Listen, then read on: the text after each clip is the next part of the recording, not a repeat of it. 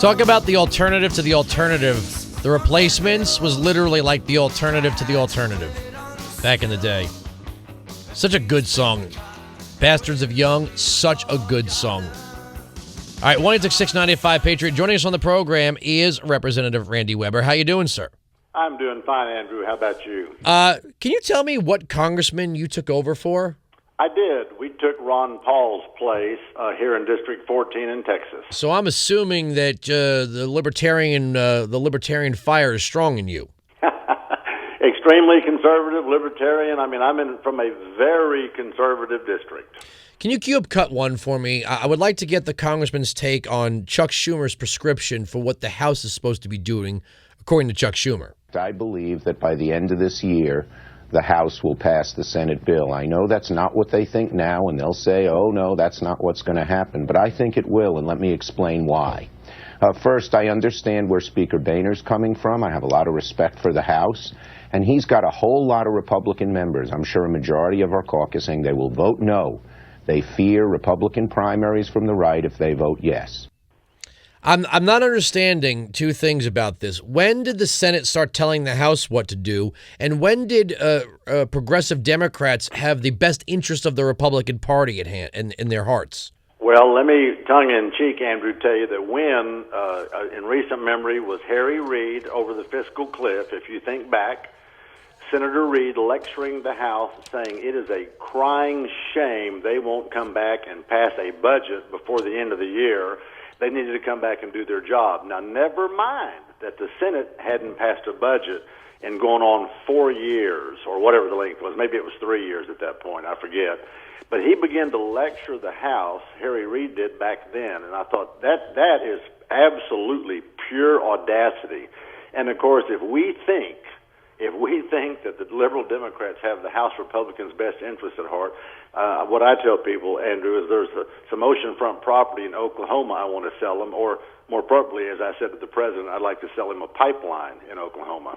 Here's something I'm not getting. The Democrat, and there's a lot of Republicans. Marco Rubio is saying this. I mean, my hat goes off to Raul Labrador for saying, look, I tried to act in good faith. You guys are throwing in all this welfare state stuff. I'm out of here. That we have to do this to get border security. I'm going to quote the Constitution here, and that's why I asked you, I know that there are some guys I can quote the Constitution to, there are some guys I just don't.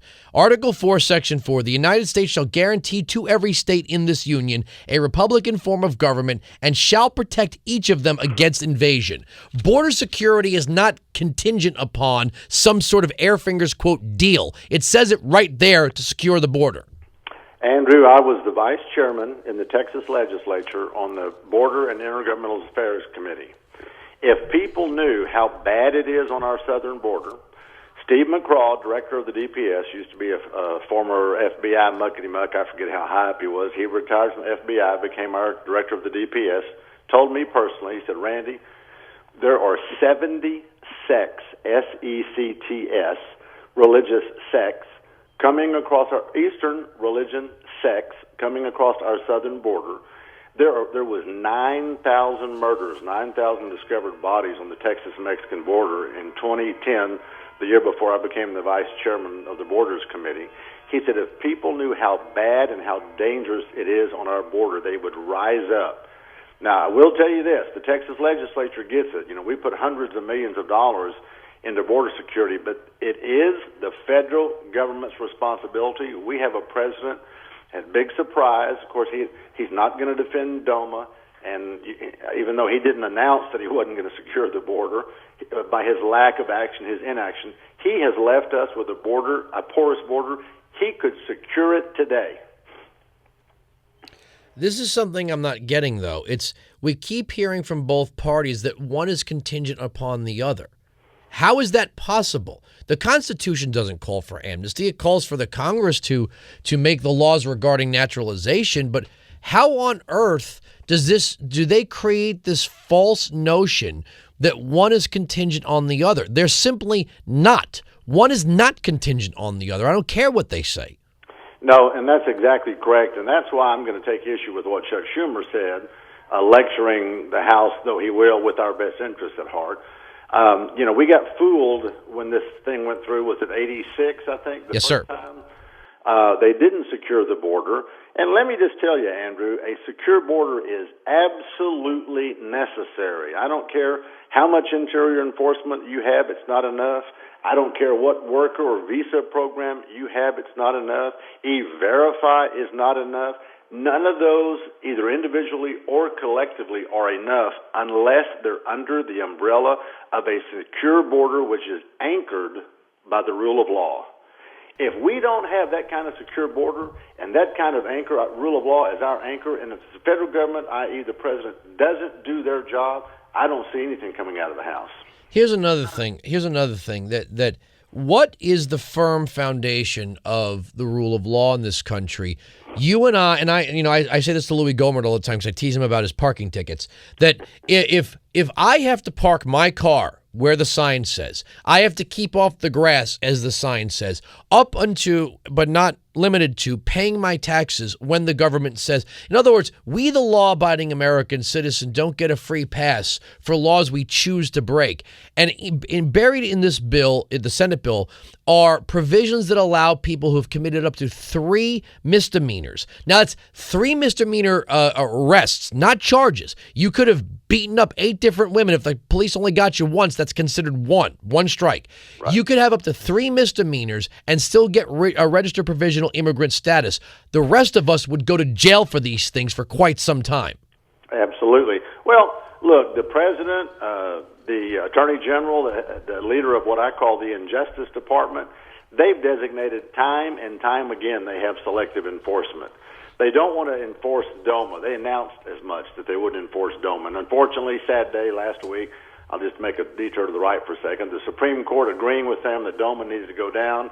Unbelievable. They struck down the California voters' wishes. I mean, we have an administration. I'll tell you this, sir. As my libertarian streak says that marriage is not mentioned in the Constitution. It should go to the states. Now, I agree with you. They shouldn't have overturned that voter-initiated ballot. But this as a constitutionalist, I'm willing to take my wins and losses, even if I find same-sex marriage to be, what it is. I mean, we know what traditional marriage is. We know exactly what it is. I'm not trying to pull you into a debate, but as a constitutional... You're absolutely correct. It is a state issue. That's why I said they struck down the California voters. But back to the border, you've got an administration, and again, what I call the Injustice Department, who refuses to uphold the oath of office that they to abide by their oath that they took to uphold the Constitution and enforce the laws. So is it any surprise that that would extrapolate to the border issue? None at all to me. They pick and choose what they want to enforce. Now, this is something that hasn't really been put much in front of the House of Representatives. I want to ask you this. The Chinese are literally in Mexico securing oil contracts. We are buying their excess labor while shutting down sectors of our economy. When they're all running around about the CBO report saying, this is going to be great in the long run, the CBO report says we're going to have to go 10 to 20 years with depressed wages and higher unemployment, but it'll be great in the long run. Well, I'm not understanding where this greatness comes from if law-abiding American citizens have to suffer greatly for so long before the perceived economic benefits come, and if we're getting rid of certain types of energy like coal and allowing the Chinese to get involved in the oil sector of Mexico, while they're putting their excess labor on our side of the border, where is this economic growth going to come from? Well, let me just say about the CBO, bless their little pointed head. Isn't that the same CBO that rated Obamacare at about one price and then one cost, and now we find out that it's double, if not working on triple? Yep. And so we always take with a grain of salt. And I also am the vice chair on the Science, Space, and Technology Committee the subcommittee on energy. I'm the vice chair of that energy subcommittee. We take it very, very seriously in Texas because Texas is the leading oil-producing state in the country. We are on the cusp, Andrew, of a energy explosion like you can't imagine with the natural gas fracking and the fines. And by the way, China is discovering natural gas on its west coast, and I'm sure you're aware of that. They don't have on its western provinces, they don't have the infrastructure to get there. But they will get there very quickly because they're not burdened by all the overregulating EPAs and DOEs that we are. It is an absolute travesty that President Obama will not approve the Keystone Pipeline. And by the way, it terminates in my district in Port Arthur, Texas.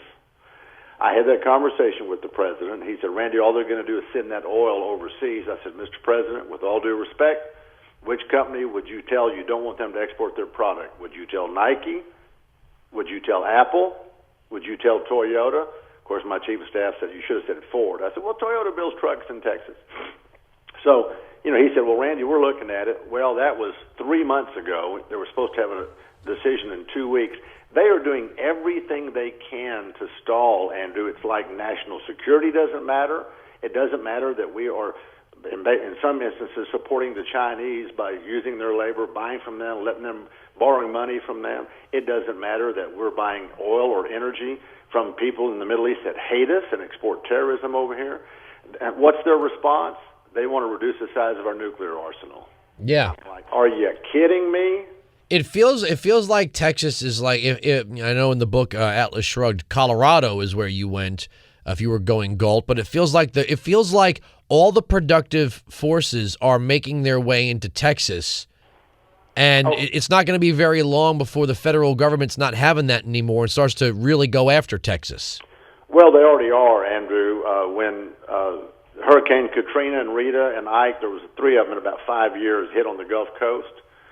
FEMA bailed out Louisiana and the Gulf Coast, hundreds of millions, if not billions. I can't give you the exact figure of dollars.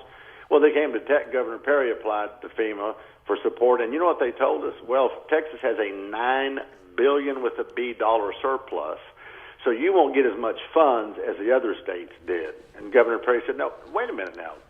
Because we're good money managers, because we minded our P's and Q's, we didn't spend all the money, and yet we pay the same federal taxes. We are penalized. That's totally inequitable. And, of course, that was the answer. So when you look at Obama, he's denied the Keystone Pipeline from Cushing, Oklahoma, down into Texas. Governor Perry actually called him the other day about making, I think it was it the tornado in West, a disaster area? He said it didn't qualify, which I guess under the rules, technically, I'm trying to remember if that was a disaster, is correct. But we've known for a long time that there's no love lost between Obama and Texas. It didn't go for him, of course. It went for Romney. And we feel like we already have a target on our back. All right, I got to end the program here. My music's going to kick in. Good to have you on the program for the first time. We got to get you back real soon. Well, be glad to do it. Thank you, Andy. All right, Representative Randy West, Texas 14, took over for Ron Paul. I like talking to him. I mean, the truth is, border security is not predicated on any sort of political deal. The Constitution does not require a political deal to secure the borders. It is, in fact, in English, in the Constitution, Article 4, Section 4. If you're going to debate with someone on this, just use that. All right, we got to go. Hannity's up next, then Levin, then Webb. We're right, they're wrong. Now, Webb's on TV tonight with me for our trending topics. We're right, they're wrong. That's the end of the story. The arguments on this radio program cannot be broken. Sirius XM Patriot.